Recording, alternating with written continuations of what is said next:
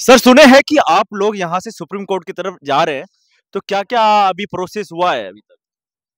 हम छात्र जो दिल्ली में रह के बीपीएससी की तैयारी कर रहे हैं, तो दिल्ली के छात्र भी लगातार जो है बीपीएससी मूवमेंट के साथ जुड़े हुए हैं और हमारा बहुत प्रयास है, हम आंदोलन, कैंडल मार्च हर तरीके से जो पटना में छात्र संघर्ष कर रहे हैं, हमारे साथी संघर्ष कर रहे हैं, उनके साथ हैं और इसी मूवमेंट को आगे बढ़ाते हुए चूँकि सर बिहार की प्रशासन, पुलिस व्यवस्था जो है, वो बर्बर तरीके से क्रूएल हो चुकी है। उसको शायद पुलिसिंग की ज़रूरत है दोबारा से, लेकिन उसके बावजूद भी सरकार और प्रशासन दोनों हमें लगातार इग्नोर कर रहे हैं, लगातार हमारे ऊपर लाठियाँ चार्ज कर रहे हैं। तो अब अंतिम विकल्प जो हमारे पास बच गया, वो हमारा अंतिम रास्ता यही है कि हम इस मूवमेंट को, इस लड़ाई को रोड पे तो लड़े ही लड़ें, रोड के साथ-साथ इसको हम कोर्ट पे भी ले जाएँ। क्योंकि कोर्ट जो है, court has moral duty to protect the constitution of India. Court का ज़िम्मेवारी है कि भारतीय संविधान की रक्षा करे।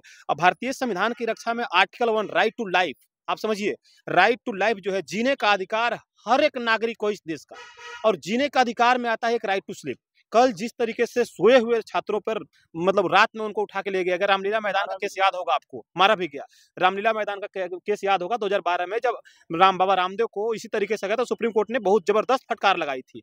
तो हम इस मूवमेंट को अब आगे ले जाना चाहते हैं कि बीपीएससी पे सुप्रीम कोर्ट में इस केस को ले जाना चाहते हैं और इसके लिए हम एक अपील करना चाहते हैं। जो छात्र दिल्ली में है, दिल्ली के अन्य जगहों पे जो गांधी विहार, वजीराबाद, मुखर्जी नगर या संत नगर कहीं भी रह के तैयारी कर रहे हैं, तो वो हमारे मूवमेंट के साथ जुड़ें। और ये हमारा टेलीग्राम चैनल है, जिस पे वो हमसे बात भी कर सकते हैं और जो लीगल डॉक्यूमेंट हमें चाहिए होगा उसके लिए, वो डॉक्यूमेंट हमें भेजें, डॉक्यूमेंट के साथ जुड़ें, साइन करें, ताकि कोर्ट में इस केस को मजबूती से रखा जा सके। और ज़्यादा से ज़्यादा संख्या में इसलिए चाहिए, ताकि कोर्ट भी जब देखेगा कि इसमें जो अग्रीव्ड पार्टी है, जो पिटिशनर्स हैं, जो अग्रीव्ड पार्टी बोल रहा हूँ, जिनको इस केस से मतलब शामिल होना चाहिए, केस कंटेस्ट करना चाहते हैं, तो वैसे लोगों की संख्या जब ज़्यादा रहेगी तो कोर्ट में एक प्रेशर फील होगा, कोर्ट को भी एक लगेगा कि नहीं, बहुत सारे लोग जो हैं, बहुत ज़्यादा लोग इस केस से एग्रीव्ड हैं। तो इस केस की जल्दी सुनवाई, इस केस में फेयर सुनवाई, ये सारी चीज़ें कोर्ट की एक मोरल ऑब्लिगेशन बनेगा।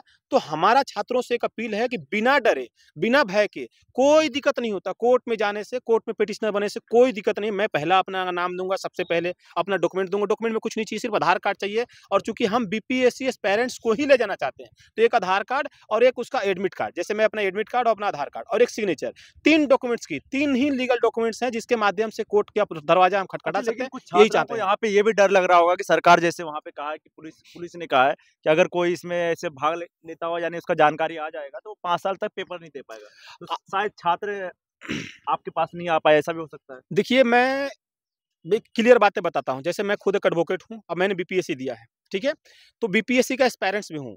अगर सरकार और वहाँ की पुलिस ये बातें कह रही है, तो मैं कोर्ट से अपील करता हूँ। कोर्ट में हमारे संजीव खन्ना सीजेआई हैं अभी, उनसे भी अपील करता हूँ और पटना के चीफ जस्टिस से भी अपील करता हूँ कि अगर बिहार पुलिस इस तरीके से लोगों को, छात्रों को धमका रही है, तो क्या ये राइट टू प्राइवेसी का ब्रीच नहीं है?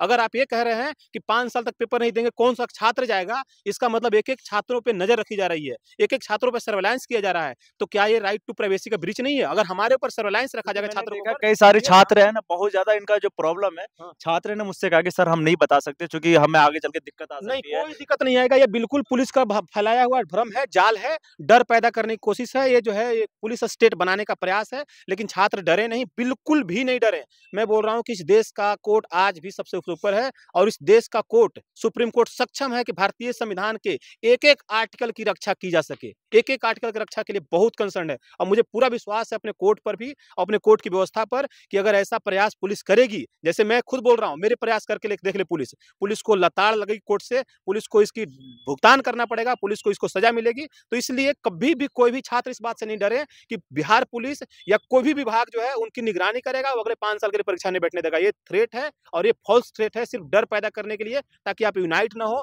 ताकि इकट्ठा नहीं हो, ताकि वो सीट जो उन्होंने बेचा है, उस सीट को आसानी से जो है रिजल्ट निकालें, पब्लिश करें तो और अपने लोगों सुप्रीम को कोर्ट आगे में बढ़ाएँ। आपकी क्या माँगे रहेगी वहाँ पे? सुप्रीम कोर्ट में माँग रहे हैं कि 2-3 बातों पे जा रहे हैं सर, समझिए। सबसे क्या-क्या पहले तो माँग हमारा री-एग्ज़ाम्स। री-एग्ज़ाम्स का आधार क्या है? जो एग्ज़ाम्स में धाँधली हुई है और धाँधली बहुत ही बेसिक लेवल पे हुई है।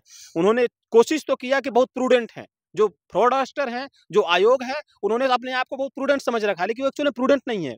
साधारण से बच्चे से पूछिएगा कि लीक जो हुआ है, लीक का डेफिनिशन क्या है? तो वो भी बता देगा। सुप्रीम कोर्ट के जितने भी केसेज़, लीक के केसेज़ गए हैं, उस सब में सारी बातें हैं कि ड्यूरिंग द एग्ज़ामिनेशन पीरियड, अगर क्वेश्चंस किसी भी माध्यम से बाहर आता है, that is called the paper leak.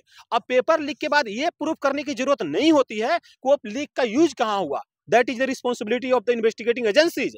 वो जांच एजेंसियों की जिम्मेवारी है कि आप चेक कीजिए कहाँ कहाँ मिसयूज हुआ, हमारी जिम्मेवारी नहीं है।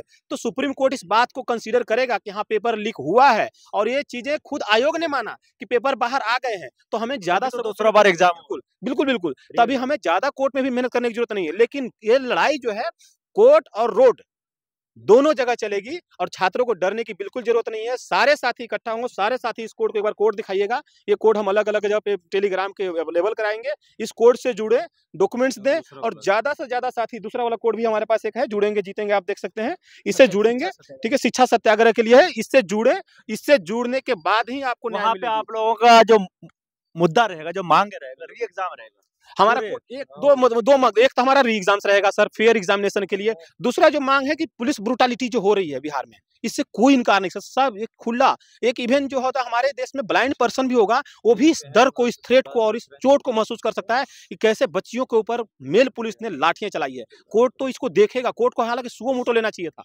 कोर्ट अगर जुडिशियल एक्टिविज्म हमारे देश में बच रहा है, मैं रिक्वेस्ट करता हूँ सारे कोर्ट से, पटना हाई कोर्ट से या दिल्ली हाई कोर्ट से या फिर सुप्रीम कोर्ट ऑफ इंडिया से, कि अगर आपके अंदर जरा सा भी जुडिशियल एक्टिविज्म बचा है। मैंने अपने 12 साल, अभी पिछले 12 साल 2012 के आंदोलन में देखा था कि जुडिशियल एक्टिविज्म बहुत हाईएस्ट लेवल का था। तो आप महसूस कीजिए कि पुलिस किस तरीके से ब्रूटली छात्रों को पीट रही है। क्या पुलिस को ये अधिकार सीआरपीसी में है कि उनको बिना किसी कारण के, बिना प्रोवोकेशन के उनको पीटा जाए? वो भी डंडे कहाँ से? रास्ते में चलते बांस के डंडे उठा के, लाठियां उठा के, पुलिस को जबकि एक प्रॉपर लाठी मिलती है। तो इस जो ब्रूटलिटी हुई है, इसका कोर्ट सुओ मोटो एक्शन ले और उन सारे अधिकारियों पे एक सख्त कार्रवाई करे, सख्त संदेश दे, ताकि देश के जनता को भारतीय संविधान पे और भारतीय संविधान की व्यवस्था, सुप्रीम कोर्ट, लेजिस्लेचर से ऊपर जो मॉनिटरिंग करता है, खासकर कॉन्स्टिट्यूशन पे सुप्रीम कोर्ट, तो सुप्रीम कोर्ट पर विश्वास जगे, ताकि लोग सुप्रीम कोर्ट में और देश के संविधान में विश्वास करें। लेकिन कुछ लोगों का ये भी कहना है कि ऑलरेडी एक आप लोगों ने सुप्रीम कोर्ट में पहले वहां से जा चुका है।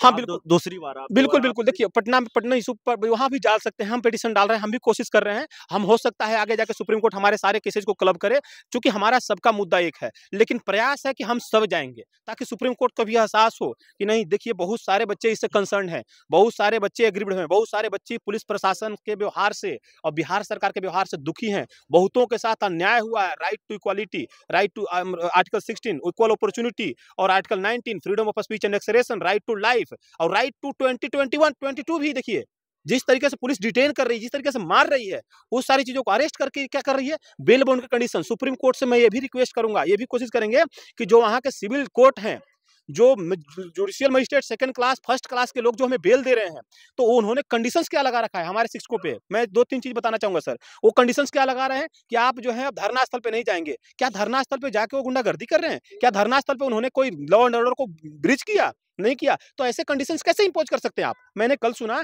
प्रशांत किशोर जी के केस में भी यही चीज किया गया कि आप लॉ एंड ऑर्डर को ब्रीच नहीं करेंगे। कैसे ब्रीच किया भाई? क्या इस देश में लोगों को एक पेड़ के नीचे, एक मूर्ति के नीचे बैठने का अधिकार नहीं है? तो ऐसे ही कंडीशंस इंपोज करेंगे तो ये राइट टू फ्रीडम इसके खिलाफ है, और राइट टू फ्रीडम के खिलाफ है, फंडामेंटल राइट के खिलाफ है।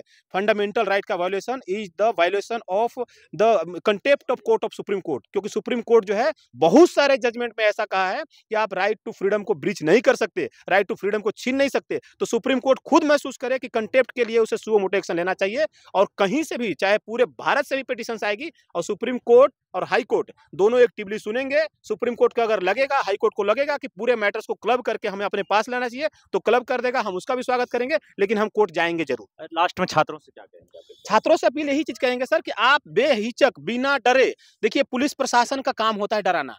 पुलिस जो होता है, कोई पुलिस स्टेट का उसी से ही करता है। पुलिस स्टेट यही काम करती है कि आप ऐसा काम करें कि बच्चों में, वहां के नागरिकों में डर पैदा कर दें। डर पैदा करने से स्लेव पैदा होते हैं, नागरिक नहीं पैदा होते हैं। और किसी देश का, किसी राज्य का विकास तब होगा जब वहां के नागरिक ये चीज महसूस कर सकें कि मैं आजाद हूं इस देश में, इस देश का मैं आजाद नागरिक हूं, तभी फायदा होगा। तो छात्र महसूस करें कि आप आजाद हैं, आपको नौकरी लेना है, नौकरी के लिए डरेंगे नहीं। और कहीं भी एक चीज और मैं बताना चाहता हूं, बहुत सारा भ्रम फैलाया। मैंने स्टेटमेंट सुना, इवन विपक्ष के नेता तेजस्वी यादव जी को, पता नहीं उनके लीगल एडवाइजर कैसे, जो बोल रहे हैं कि छात्रों पे एफआईआर हो जाएगी तो उनको नौकरी नहीं मिलेगी। कौन से जजमेंट में सुप्रीम कोर्ट ने ऐसा कह दिया है कि किसी छात्र पर एफआईआर हो गई तो उसको नौकरी नहीं मिलेगी? एफआईआर तो 188 की धारा भी होती है सीआरपीसी की, 188 में उसको नौकरी नहीं मिलेगी। बिना एक्यूज्ड आप कन्विक्ट घोषित कर दिया उसको, एफआईआर होने से कोई कन्विक्ट हो जाता है क्या? दोषी हो जाता है क्या? गलत बात है। तो ऐसे अफवाह ना पुलिस फैलाए और ना ही कोई नेता फैलाए। ये जो है एक देश के लोगों को अफवाह फैला के उन्हें मूर्ख बनाए रखने की कोशिश है। कहीं भी ऐसा नहीं होता है कि किसी के ऊपर एफआईआर हो गई है तो उसे नौकरी नहीं मिलेगी। नौकरी उसकी मेहनत से मिलती है। किसी के टैलेंट को, किसी के मेहनत को आप छीन नहीं सकते हैं। नौकरी देने वाली जो संस्था है, हाई कोर्ट, सुप्रीम कोर्ट में कोई ऐसा जजमेंट नहीं है कि किसी के ऊपर एफआईआर हो जाएगी तो उसको नौकरी नहीं मिलेगी। तो इस भ्रम से बाहर निकलिए। पुलिस के फैलाए और शासन के फैलाए इस भ्रम से बाहर निकलना जरूरी है। और आप सबको, जितने भी साथी इस वीडियो को देखेंगे, एक चीज स्पष्ट बोल रहा हूं मैं दिल्ली हाईकोर्ट में एडवोकेट हूं। कहीं भी कोई भी ऐसा जजमेंट नहीं है जिसमें ये चीजें कह दे कि अगर किसी पे एफआईआर हो गई है तो उसे नौकरी नहीं मिलेगी। आप पहले नौकरी की तैयारी कीजिए। नौकरी में जब सिलेक्ट होइएगा, कोई भी बंदा है, मैं फ्री ऑफ कॉस्ट उसका केस लड़ूंगा। अगर उसको फाइनल सिलेक्शन हो गया है और अगर एफआईआर के साथ नौकरी नहीं हो तो आप मेरे पास आइए। 1 रुपए कागज के खर्चे भी, इवन जो कोर्ट फीस लगती है, 10 रुपए 2 रुपए के स्टाम्प्स आते हैं पेपर छोटे से, वो भी नहीं लूंगा और फ्री में केस लड़ूंगा। बिल्कुल। तो ये भ्रम फैला रखा है सरकार, विपक्ष और पुलिस प्रशासन ने कि नौकरी नहीं लगेगी एफआईआर से। और ये भ्रम इसलिए फैलाया जाता है ताकि सरकार और पुलिस प्रशासन जो है मनमानी कर सके, अपने नागरिकों को डरा के रख सके और अपने नागरिकों में टेरर का माहौल बनाए। जबकि नागरिकों में टेरर नहीं, एक स्वतंत्र नागरिक में एक स्वतंत्रता का भाव होना चाहिए, टेरर का भाव नहीं होना चाहिए। धन्यवाद सर, धन्यवाद। Thank you.